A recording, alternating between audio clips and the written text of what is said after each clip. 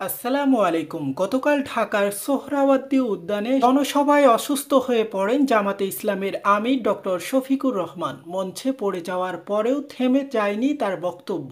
তিনি দৃঢ় কণ্ঠে বলেন, আল্লাহ যতক্ষণ হায়াত দিয়েছেন ততক্ষণ মানুষের জন্য লড়াই করব ইনশাআল্লাহ। এই লড়াই থামবে না বাংলাদেশের মানুষের মুক্তি না হওয়া পর্যন্ত।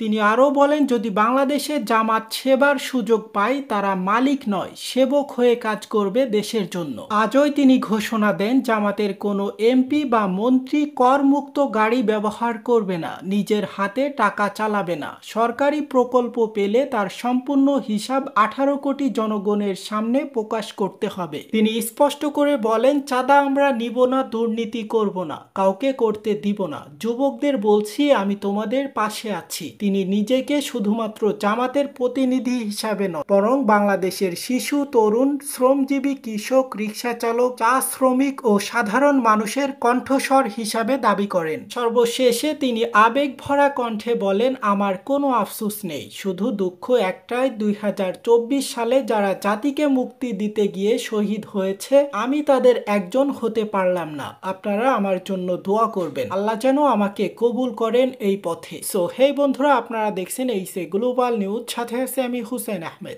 সকল আপডেট পেতে আমাদের সাথেই থাকুন। ধন্যবাদ।